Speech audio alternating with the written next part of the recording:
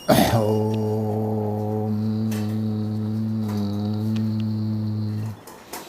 पूर्णमदः पूर्णमिदं पूर्णात् पूर्णमुदच्यते पूर्णस्य पूर्णमादाय पूर्णमेवावशिष्यते। ॐ शान्ति शान्ति शान्तिः। शङ्करं शङ्कराचार्यं केशवं बादरायणं सूत्रभाष्यकृतो वन्दे भगवन्तौ पुनः पुनः। ईश्वरो गुरुरात्मेति मूर्तिभेदविभागिने व्योमवद्व्याप्तदेहाय दक्षिणामूर्तये नमः।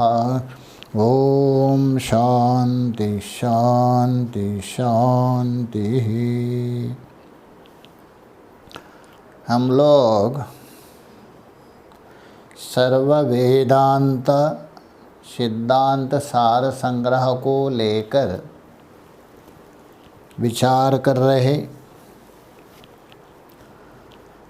तो यहाँ तक विचार हुआ पहले अनुबंध चतुष्टय, उसके बाद साधना चतुष्टय। तो साधना चतुष्टय में भी पहले विवेक बता दिया, नित्यानित्य वस्तु का विवेक करना, और ये जो ब्रह्म सत्य है जगत मिथ्या है, कारण सत्य है कार्य मिथ्या है, उसके लिए प्रमाण भी दिया। क्योंकि मृदादि कारण है, नित्य देखा जाता है, तीनों कालों में है, और घटादि कार्य केवल वर्तमान में, और उसके लिए छांदोग्य श्रुति है, वो प्रमाण है। वाचारम्भण विकार नामधेया मृत्तिकमित्येवं सत्यम। तो इससे सिद्ध होता है ये सारा जगत उत्पन्न हुआ है। तैतरीय ऐतरीय और छांदोग्य आदि में बता दिया। इससे भी जगत क्या है, अनित्य है। और जो भी उत्पन्न है सावयव है, वो जो कार्य है वो अनित्य है। चाहे तो कोई भी लोक हो, वैकुंठ हो, कैलाश हो, ब्रह्मलोक हो, जो भी, अज्ञानी पुरुष भ्रम के कारण उसको नित्य मान के बैठे, वो अलग बात है। तो यहाँ तक विचार हुआ था 20वें श्लोक। आगे देखिए 21वें श्लोक में बता रहे, उसी को ही पुष्ट कर रहे। अनित्यत्वं च नित्यत्वामेवं यश्रुतियुक्तिभिः विवेचनं नित्यानित्या विवेक इति कथ्यते। अनित्यत्वं च नित्यत्वामेवं यश्रुतियुक्तिभिः विवेचनं नित्यानित्या विवेक इति कथ्यते। अनित्यत्वं च नित्यत्वमेव, और नित्यत्व और अनित्यत्व, एक नित्य है और एक अनित्यत्व है। नित्यत्वम पहले बताया था, त्रिकालाबाध्यत्वम, तीनों कालों में जिसका बाद ना हो, अथवा तीनों अवस्था में जिसका बाद ना हो, वो नित्य है। केवल देख रहे दृष्टि विषय है, ये नित्य नहीं है। बहुत लोग ऐसा भी मानते, अच्छे अच्छे विचारक मानते हैं, का पता नहीं उनकी बुद्धि क्यों नहीं जाती। काशी में एक पंडित थे, वो बार बार कहते अरे दिख रहे आप मिथ्या कहते, इतने बड़े पढ़े लिखे विशिष्ट अद्वैत वाले थे अच्छे, दिख रहे मिथ्या कैसा मानते? अरे दिख रहे वो सत्य आप कैसा मान रहे हो? हम आपसे पूछे जो दिख रहे वो सत्य कैसा? सत्य का मतलब क्या है? किसी वस्तु कहने से नहीं होता है, शब्द से। लक्षण प्रमाणाभ्याम से, लक्षण और प्रमाण दीजिए। तो इसलिए जगत सत्य नहीं है, उसमें प्रमाण है, शास्त्र। और लक्षण से भी सिद्ध कर सकते, परिवर्तनशील है, अवस्था परिणाम है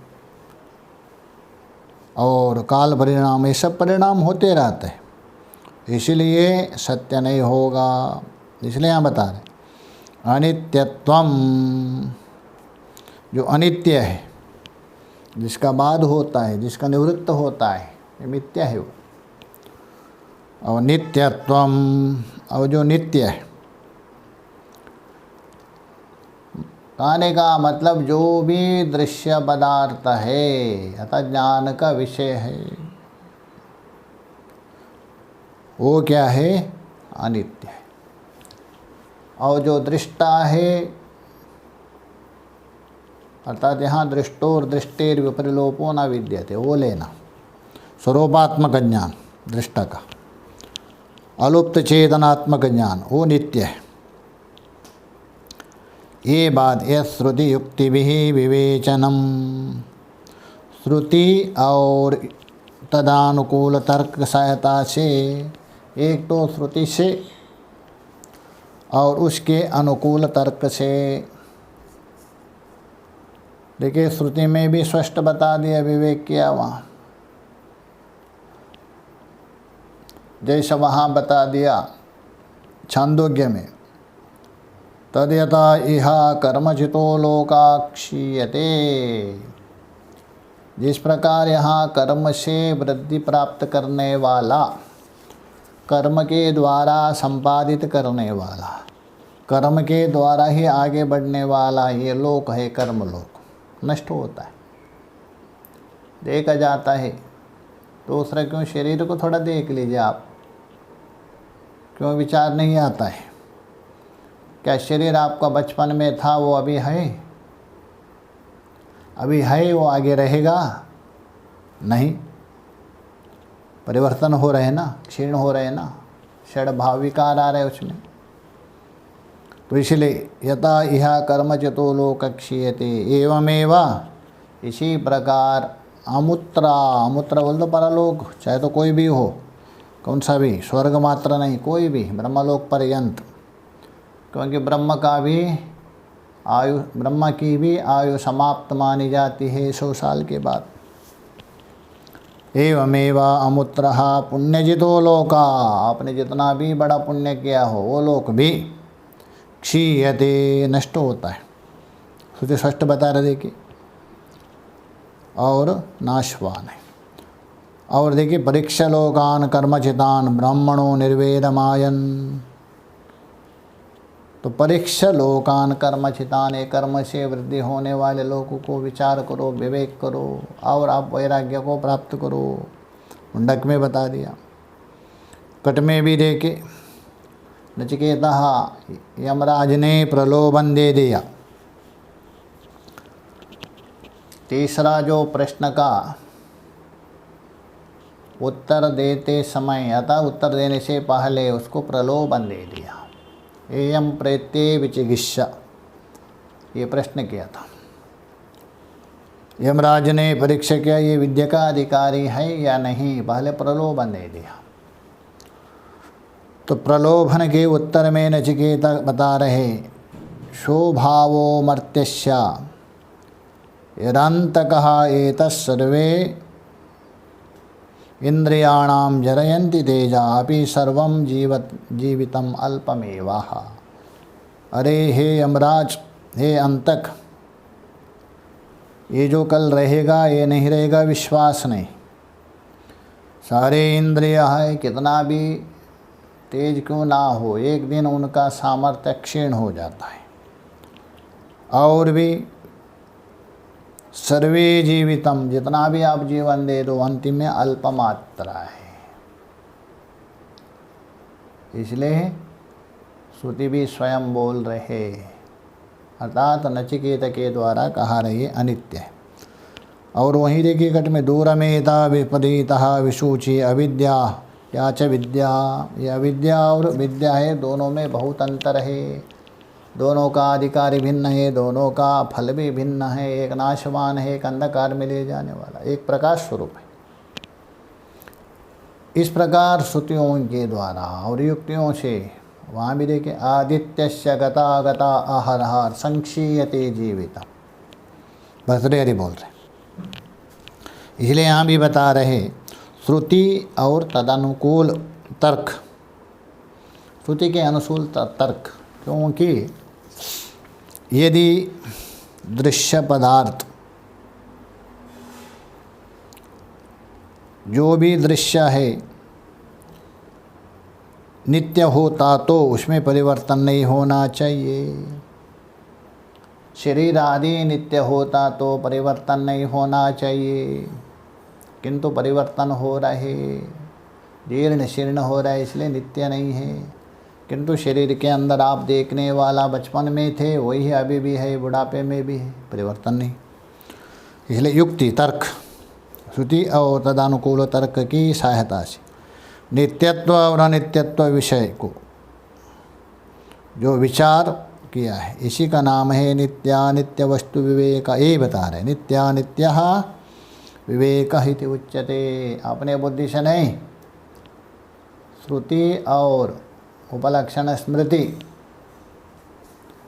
क्योंकि स्मृति में भी बता है जातस्यो हि ध्रुवो मृत्यु, भगवान बता रहे जिसका जन्म होता है उसकी मृत्यु है नाश, अनित्य हो गए ना।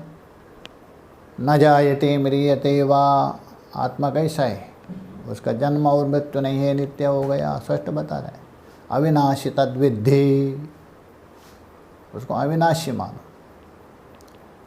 तो ये सारे स्मृति भी लेना, श्रुति स्मृति युक्ति,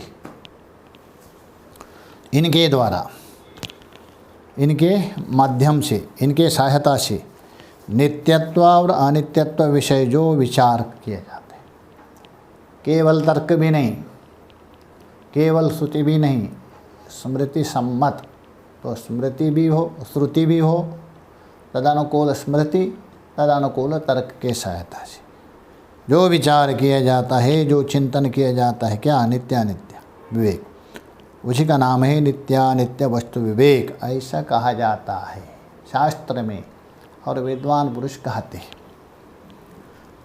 आगे बता रहे चाहे तो इहलोक हो अथवा परलोक में भोग हो, ये भोग है आपको बहुत अच्छा लगता है, भाले उपभोग काल में बहुत अच्छा लगता है, ऐसा मनुष्य उसमें रम जाता है। किंतु चाहे तो इहलोक हो परलोक भोग हो, अनित्य निश्चय होने के कारण उनको भोग कैसा है, उसमें तुच्छ बुद्धि होती है। तो भोगों में तुच्छत्व बुद्धि, उपेक्षा बुद्धि, स्पृहा नहीं होना, यही वैराग्य है। इसलिए वैराग्य का निरूपण कर रहे, देखिए आगे विवेक के बाद वैराग्य को बता रहे आगे के श्लोक में।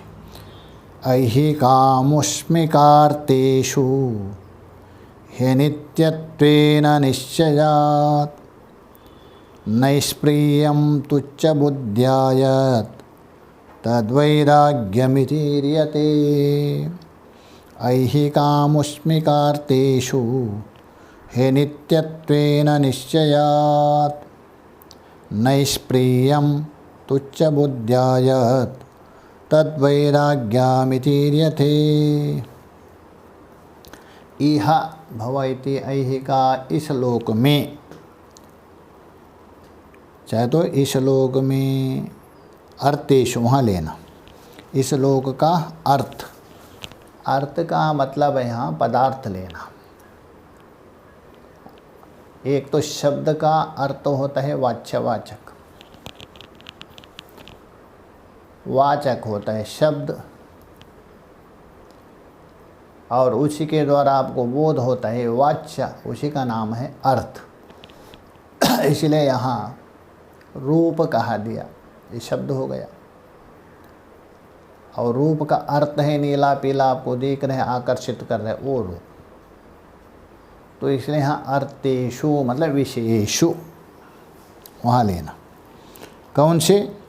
ऐहिका अर्थेषु, इस लोक के जो पदार्थ है अतः विषय, उसे उपलक्षण है भोग।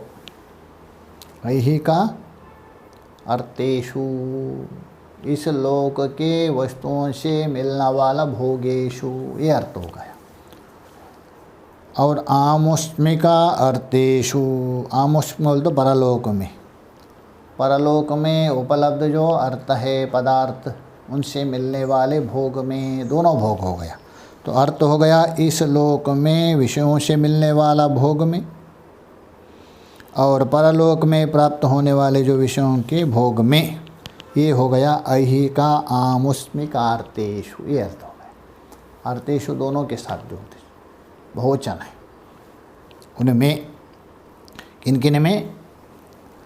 इस लोक के विषय से प्राप्त होने वाले भोग में एक, परलोक के विषयों से प्राप्त होने वाले भोग में ही अनित्यत्वेन निश्चयात्, ये दोनों क्या है? अनित्य है। अभी बताया था मैंने। तदिह कर्मचितो लोका क्षीयते एवमेवामुत्रः पुण्यचितो लोको क्षीयते, छांदोग्योपनिषद है, 8वें अध्याय में बता दिया। तो अनित्यत्वेन निश्चयः, केवल अनित्य नहीं, अनित्यत्व रूप से निश्चय होने के कारण बिल्कुल दृढ़ निश्चय हो गया। नैष्प्रियम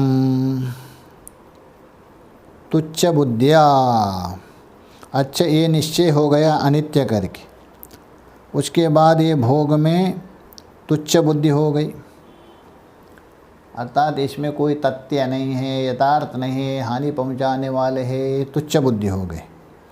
तुच्छ बोल तो निकृष्ट उपेक्षणीय बुद्धि, ऐसे बुद्धि से तुच्छ बुद्धिया नैष्प्रियम, अतः भोगों के प्रति निष्प्रियता, चाहत नहीं रहता है। जब तक विषय, आगे बताएंगे, जब तक विषयों में तुच्छ बुद्धि ना हो, जब तक विषयों में उपेक्षा बुद्धि ना हो, जब तक विषयों में अशोभना बुद्धि ना हो, तब तक उपेक्षत्व नहीं होगा, त्याग बुद्धि नहीं हो सकती आपकी। इसलिए बोल रहे हैं नैष्प्रियम, तुच्छ बुद्धि से, अतः तुच्छ बुद्धि के द्वारा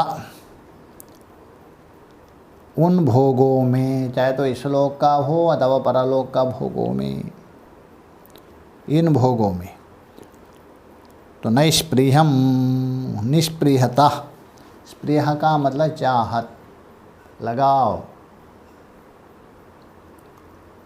ये जो चाहत है, लगाव है, उसका अभाव होता है, अतः त्यागत्व बुद्धि होती।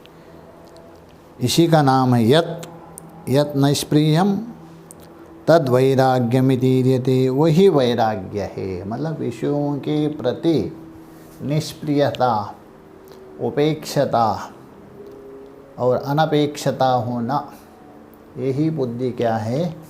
वैराग्य माना जाता है। वो तभी होगा पहले आपके अंदर विवेक हो, निश्चय हो, ये मेरा हित है, ये मेरा अहित है। तो उसके बाद बता रहे, तो यदि नित्यानित्य पदार्थों का स्वरूप विवेक होने के बाद उस वस्तु में बिल्कुल वैराग्य होता है, उसको स्पष्ट कर रहा है। ऊपर जो बताया था उसको ही स्पष्ट कर रहे। नित्यानित्य पदार्थ विवेक, नित्यानित्य पदार्थ विवेकात् पुरुषस्य जायते सद्यः रक्चन्दनवनितादो सर्वत्र नित्यवस्तुनि विरक्तिः नित्यानित्यपदार्थविवेकात् पुरुषस्य जायते सद्यः सृक्चन्दनवनितादो सर्वत्र नित्यवस्तुनि विरक्तिः। नित्या और अनित्या, और नित्या और अनित्य को ढूंढने के लिए आपको अन्यत्र जाने की कोई आवश्यकता नहीं। जैसा दीपक जलाते हैं उसके नीचे ही अंधकार रहता है, वैसे ही जहाँ नित्य है आपका स्वरूप, उसी के साथ ही अनित्य पदार्थ है। तो शरीर को लेकर देख लीजिए, शरीर में दो अंश है, 13वें अध्याय में बता दिया है,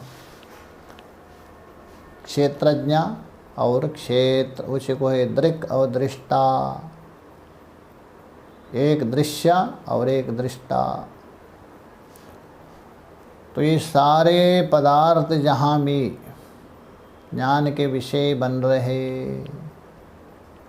बुद्धि तक मेरी बुद्धि, देखिए मेरी शब्द आ गया, मैं बुद्धि नहीं बोल सकते कोई, मेरी बुद्धि, मैं हूँ, देखिए मैं हूँ मेरी बुद्धि, मैं हूँ आप कौन है, विचार कर दीजिए कौन है आप, शरीर, तो मेरा शरीर कैसे बोलेंगे, तो विचार नहीं करते, मेरा शरीर मैं हूँ, मेरी बुद्धि। तो इसलिए जहाँ मेरा जो संबंध आ गया, ये हो गया दृश्य पदार्थ है, अनित्य पदार्थ है। और जहाँ मैं, शुद्ध मैं लेना, वो है दृष्टा है, आत्मा है, नित्य, वो सभी रहेगा, सदा रहेगा। इसलिए यहाँ बता रहे नित्यानित्य जो पदार्थ, वो कोई अन्यत्र नहीं, अपने अंदर ही है। तो नित्यानित्य जो पदार्थ के स्वरूप विवेकात, उसका विवेक हो जाने से, अच्छी प्रकार से विवेक करने से, ठीक ठीक से विवेक करने से, एक होता है ऊपर ऊपर, ऐसा नहीं, अच्छे प्रकार से विवेकात् पुरुषस्य सद्या जायते, पुरुष के अंदर तुरंत हो जाता है क्या, वैराग्य, किसमें, अर्थात वैराग्य तुरंत उत्पन्न होता है, ठीक से विवेक हो गया। सृक् चंदन वनितादो,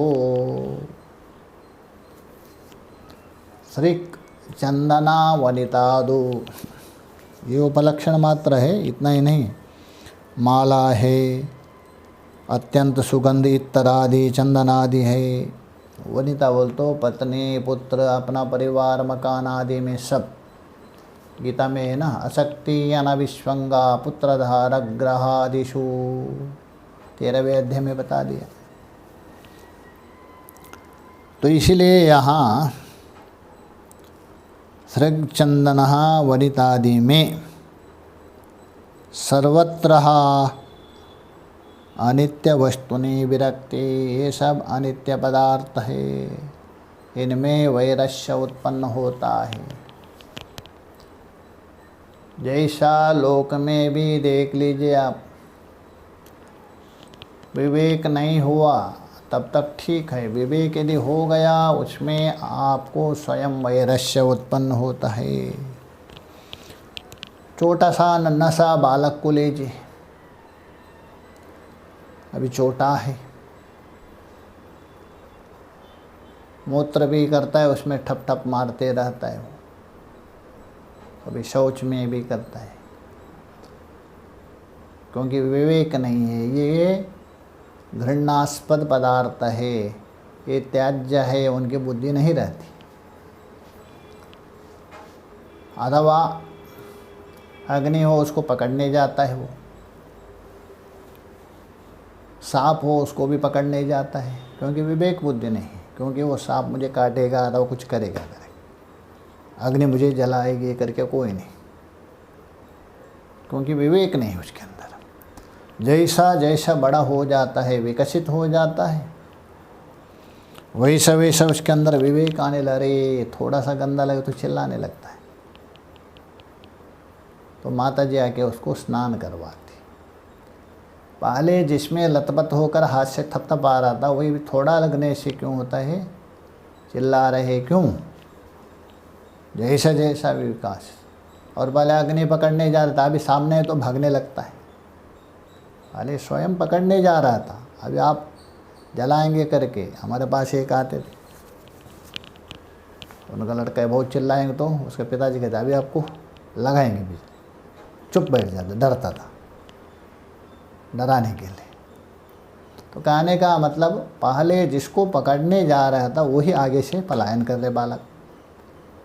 सांप को देखिए, पहले पकड़ने जाता था, जैसे ज्ञान हो गया, विवेक हो गया, सांप करके चिल्ला, ये सांप है, सांप है। तो कहने का मतलब लौकिक में भी देखिए, विवेक यदि हो गया उसको अवश्य वो त्यागना चाहता है। वैसे ही यहाँ नित्य और अनित्य पदार्थ स्वरूप ठीक ठीक से विवेक हो गया अच्छे प्रकार से। वो पुरुष तुरंत समय नहीं लगता है उसके लिए, विवेक होने के लिए समय लगे भले। ये चंदन है, वनिता है, सभी अनित्य वस्तुओं में वैरस्य उत्पन्न हो जाता है, बिल्कुल वैरस्य होता। जब तक विचार नहीं हुआ तब तक आपात रमणीय बुद्धि है, तब तक व्यक्ति उसको बहुत शोभना सुंदर मानता। आपको मालूम पड़ा इसके अंदर कुछ है ही नहीं, ठीक से ज्ञान हो गया, तभी जाके उसमें वैरस्य बुद्धि होती है। शरीर में भी देखिए, शरीर के प्रति भी आप मोहित होते हैं। कभी, कब तक, जब तक आपके अंदर विवेक नहीं है, विचार नहीं है। जहाँ विवेक विचार यदि हो गया उसके बाद आप उपेक्षा करते। जैसे एक प्रसिद्ध राजा हो गए थे उत्तम कुल के नहीं थे, और उसके मंत्री थे श्रेष्ठ ब्राह्मण कुल के थे, बहुत बुद्धिमान थे, और उनकी कन्या थी बहुत सुंदर। अब राजा का एक लड़का था, वो प्रतिदिन भ्रमण करने जाता था। अचानक एक दिन दृष्टि उस कन्या के ऊपर गिर पड़ी, देखा बहुत सुंदर है, सोचा मन में इनसे ही मुझे शादी करना है। पता किया, पता करने के बाद मालूम पड़ा ये तो ब्राह्मण कन्या है। पिताजी से कहा मुझे शादी करना हो। उन्होंने कहा बेटा कैसा होगा, हम तो ब्राह्मण नहीं हैं, कुछ भी हो मुझे शादी करना है, राजा है। तो उस मंत्री से कहा मंत्री ऐसी ऐसी बात है, तेरी कन्या से मेरा पुत्र का विवाह करना है, बस 1 महीने के अंदर आपको बताना पड़ेगा निश्चय करके। अभी वो मंत्री क्या करे, उभयतापाश रज्जु, स्वीकार भी कैसा करे और निराकरण भी कैसा करे। स्वीकार करना एक प्रतिष्ठा है, और निराकरण इसलिए नहीं, वो राजा कुछ भी कर सकता है, सारा परिवार को उजाड़ सकता है। बहुत चिंतित हो गया। इतना विद्वान है, विचारक मंत्री है, वो चिंतन में पड़ा, वो भी चिंता में हो गया। जहाँ चिंता अत्यधिक बढ़ जाती है व्यक्ति को भोजन पानी निद्रा आदि अच्छी नहीं लगती। भोजन भी ठीक से नहीं करते थे, सोते भी नहीं थे।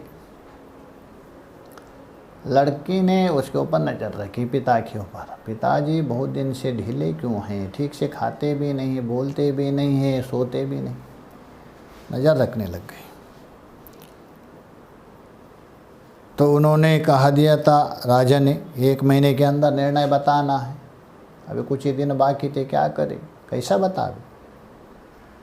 तो इसलिए उन्होंने अंततः निर्णय किया जाके आत्महत्या करूँ, यही सबसे उपाय।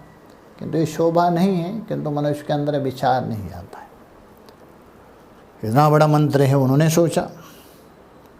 और रात्रि में भोजन करने बैठे थे, भोजन ठीक से नहीं किया, अपना कुर्ता डाल के रात्रि में निकल पड़े। निकलते समय लड़की ने देखा, बच्ची ने, जाके पैर पकड़ दिया, पिताजी अभी कहाँ जा रहे रात्रि में? नहीं कुछ काम है। नहीं, क्योंकि कोई भी काम हो आप मेरे से बिना बोले आप नहीं जा सकते, वो भी रात्रि में आप नहीं जा सकते। मैं बहुत दिन से देख रहे आपका व्यवहार, आचार, विचार सब अलग जैसा दिख रहा है, मंत्री जैसा व्यवहार, पिता जैसा व्यवहार नहीं हो रहा है। क्या चिंता है आपके अंदर, बता दें। बेटी कुछ नहीं है, क्या आपस की? नहीं। क्यों मेरे से बताते नहीं, मेरे से छुपाते हैं क्या? यदि संभव में भी सहायता कर सकते। इसलिए आपके अंदर कोई बहुत बड़ी चिंता यदि हो, अपना खास व्यक्ति है, खास मतलब खास होना चाहिए, उससे कहना चाहिए चिंता, क्योंकि एक तो आपका दिल भी हल्का हो जाएगा और कुछ ना कुछ समाधान मिलेगा। हट पकड़ दिया लड़की, उन्होंने मना किया, किंतु अंततः जाके कहना पड़ा, देखो बेटी ऐसी ऐसी बात है, ये प्रसंग बता दिया, तेरे से विवाह कर कैसा हो गए, इसलिए मैंने सोचा बस आत्महत्या करके मरूं। उन्होंने कहा पिताजी इसके लिए समाधान नहीं, शादी करना है ना, मैं ही है शादी करने वाला, आपको क्या चिंता है, मैं तैयार हूँ, अब निश्चय कर दीजिए। लड़की ने कहा, लड़की की बात सुन करके वो पंडित विद्वान है हैरान हो गए, कैसी लड़की है। उन्होंने कहा यदि लड़की तैयार है तो मुझे क्या आपत्ति है, कुछ भी हो। बाद में दूसरे दिन गए, राजा से कहा राजन आपने जो प्रस्ताव रखा था चलो मुझे स्वीकार है, कोई मुहूर्त निकाल दीजिए। अच्छा, तो 1 महीने का आगे मुहूर्त निकाल दिया विवाह का। तो वो जो राजा का लड़का था प्रतिदिन भ्रमण करने जाते थे,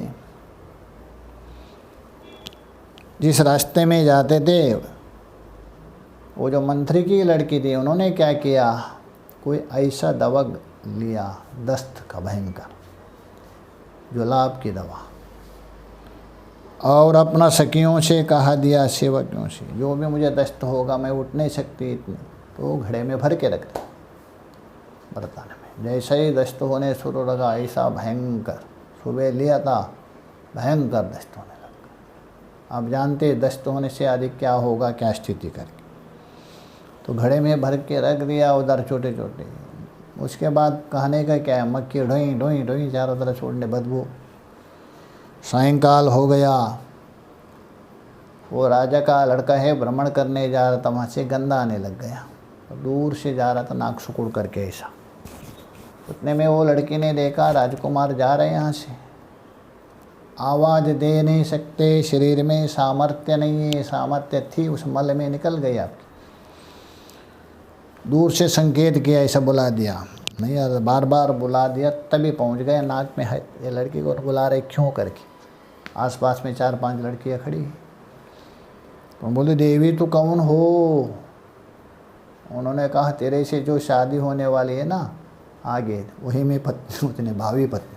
हाँ, अरे 15 दिन पहले आपको देखा था, आप इतना सुंदर, 1 महीने से पहले, अभी तो आप देख रहे भूतनी जैसा आंख, सरे अंदर गए, गाल एक चुल्लू हो गए, देखने के लिए हड्डी हड्डी दे, क्या हुआ, कहाँ गए तेरा सौंदर्य था, इतने सुंदर थे मैं मोहित हो गया था, कहाँ गए तेरा सौंदर्य। तो उन्होंने कहा ये घड़े में दिखा, देखो ये पड़ा है ना, यही मेरा सौंदर्य था। तो उसके बाद घर में गए, पिताजी का उस लड़के से मुझे शादी नहीं करना, अपने आप हटा दिया। देखिए इसका मतलब ये सुंदरता है आपका मलमूत्र आदि है, और कोई सुंदरता नहीं, विचार नहीं है। ऊपर प्लास्टर चढ़ा दिया, तब तक हम अच्छा मानते। विचार यदि किया आपने तो आप स्पष्ट अपने आप को समझेंगे, अरे ये कुछ है ही नहीं, तो उसी समय में आप त्यागना चाहते हैं, आपके अंदर वैरस्य आ जाएगा। संतों की मंडली चलती थी पहले, बहुत प्रसिद्ध संत हो गए गंगदेव जी, उनकी मंडली गए थे एक बार, कहाँ, इंदौर के तरफ से, बहुत महात्मा थी। एक जगह किसी सेठ ने व्यवस्था की थी, हॉल में महात्माओं ने लगा दिया। उसमें एक महात्मा थे थोड़ा ठाट जैसे मस्त, उन्होंने सोचा है भीड़ भाड़ है, कोई एकांत में लगाओ। बाहर कुछ एक चबूतरा जैसा था, उसके ऊपर अपना आसन लगा दिया मस्त से एकांत पेड़ के नीचे। सभी महात्माओं से कहा देखो भीड़ भाड़ में हो, मैं तो एकांत में बढ़िया कितना जगह मिल गया, बहुत सुंदर। आराम से आसन ला के बैठे थे। उतने में वहाँ के सेठ पहुँच गए, हाथ जोड़ के कहा महाराज यहाँ आसन मत लगाए। उन्होंने क्यों, क्या आपत्ति है आपको, इतना बढ़िया जगह है, एकांत है, चुपचाप मैं बैठ सकता हूँ, भजन कर सकता हूँ। सेठ जी ने कहा महाराज जी नहीं, यहाँ ठीक नहीं आपके लिए। बोला क्यों, महाराज जी हमारी शौचालय की टंकी है। बाप इतना ही सुनते फटक कर उठ गए, कूद पड़े, सारा कपड़े जाके धो लिया, क्योंकि अभी तक उसके अंदर विवेक नहीं था, विचार नहीं था, जानकारी नहीं थी। जान होते एकाएक फटक वैराग्य आ गया। तो वैसे ही यहाँ बता रहे सभी अनित्य वस्तुओं में शीघ्र अतिशीघ्र वैराग्य उत्पन्न हो जाता है, इसलिए विवेक होना चाहिए, विचार होना चाहिए। कैसा वैराग्य आगे बता रहे देखिए। काकश्चविष्टवदसह्य बुद्धे भोग्येषु सा तीव्र विरक्तिरिष्यते विरक्तितीव्रत्वनिधानमाहु भोग्येषु दोषे क्षणमेव सन्तः। काकश्चविष्टवदसह्य बुद्धेर्भोग्येषु सा तीव्र विरक्तिरिष्यते विरक्तितीव्रत्वनिधानमाहु भोग्येषु दोषे क्षणमेव सन्तः। कैसा विरक्ति बता रहे, काकस्य विष्टवत, जो काका विष्टा है, कौवे की विष्टा।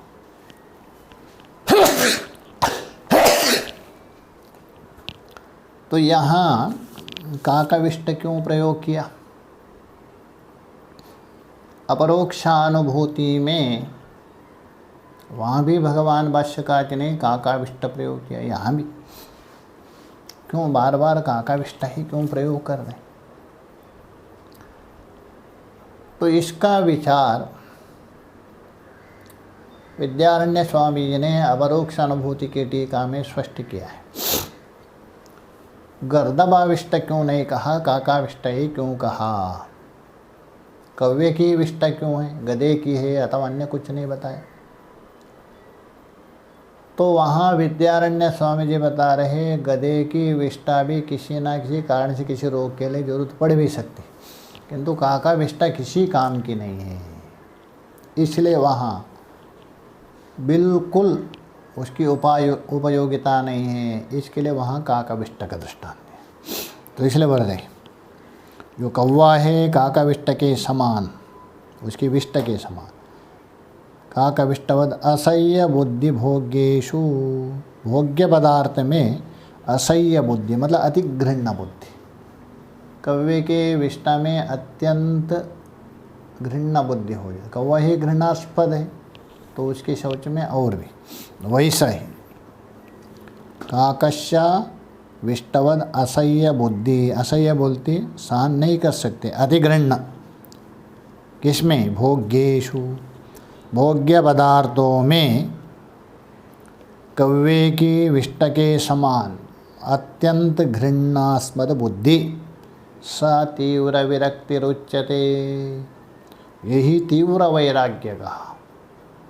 अधिमात्र नाम का वैराग्य, मध्य और मृदु वैराग्य नहीं, अधिमात्र वैराग्य, तीव्र वैराग्य कहा जाता है।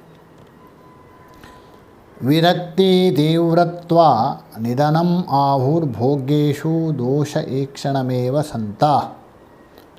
संता वहाँ से लेना, संत बोल तो महात्मा पुरुष, विचारक, महान तत्व के ओर प्रवृत्त हो रहे ऐसा महात्मा लोग। महात्मा इसलिए कहते जो महान परमात्मा है, उस परमात्मा को जान लिया अथवा परमात्मा को जानने के लिए प्रवृत्त होते हैं, वो महात्मा है।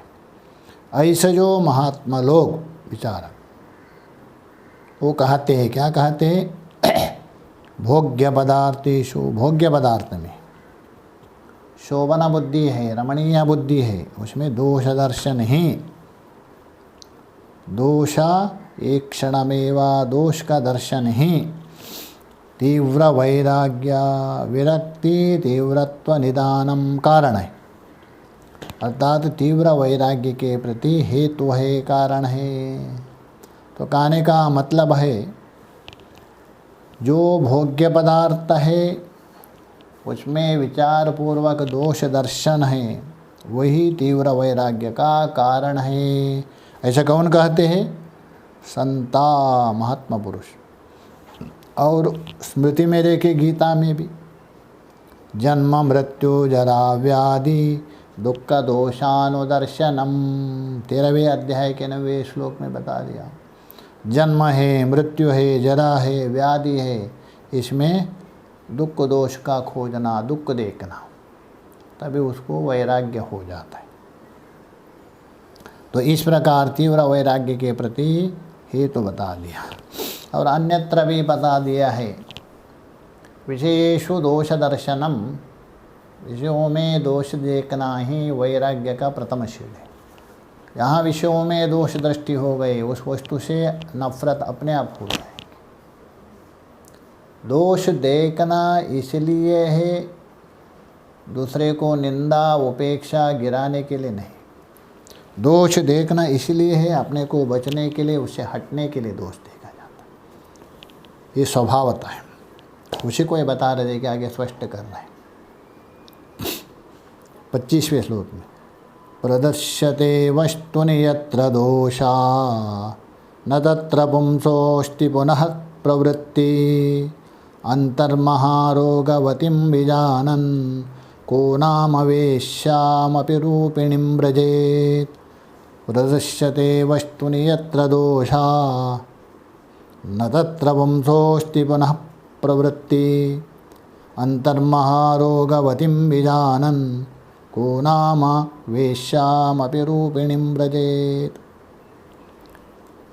प्रदृश्यते, प्रकृष्टेन दृश्यते, अच्छे प्रकार से देखा जाता है। क्या? वस्तुनि यत्र दोषा, यत्र वस्तुनि दोषा, यत्र बोल तो जहाँ अथवा जिस वस्तु में दोषः प्रदृश्यते, अच्छे प्रकार से दिखाई देता है, विचार पूर्वक ठीक ठीक से शोभना बुद्धि समाप्त हो गई, बिल्कुल अशोभना बुद्धि हो गई। तो ये बोल रहे दोष प्रदृश्यते तत्र पुंसो पुनः प्रवृत्तिना, जैसा पहले उस विषय में आप प्रवृत्ति हो रहे थे, क्योंकि दोष नहीं दिख रहा था, शोभनत्व दिख रहा था, सुंदरत्व, उसमें पुनः प्रवृत्ति नहीं होती है। पुनः मतलब जैसा पहले आप प्रवृत्ति हो रहे थे रागता अथवा शोभना बुद्धि के द्वारा, वहाँ नहीं प्रवृत्त होंगे। जैसा दृष्टांत दे रहे देखिए, अंतर महारोगवतीं विजानन को नामा वेश्यामपि रूपिणी, अतिरूपिणी वेश्यम, अत्यंत रूपवती है, सुंदर है, मनमोहक, ऐसा जो वेश्या बहुत सुंदर, उस वेश्यम उससे मोहित हुआ है कोई कामी पुरुष, जिस वेश्य से। किंतु अंतर महारोगवतीं विजानन, उसके अंदर कुछ विशिष्टांग में, गुप्तांग आदि में कुछ रोग है, अन्यत्र है, कुष्ठ रोग आदि जान लिया। अत्यंत रूपवतीं वेश्यम, रोगम अतः रोग है ऐसे जान करके को रमेता, कौन उसमें रमण करेंगे। तो अंतर बोल दो उसके अंदर ऐसा कोई रोग है, जैसा आजकल बोलते हैं ना एड्स है, यदि मालूम पड़ा अरे इसमें एड्स है, कोई भी नहीं जाएंगे कितना भी कामुक क्यों ना हो। उसी प्रकार ये वेश्य के अंदर रोग है गुप्तांग में, ऐसा जानते हुए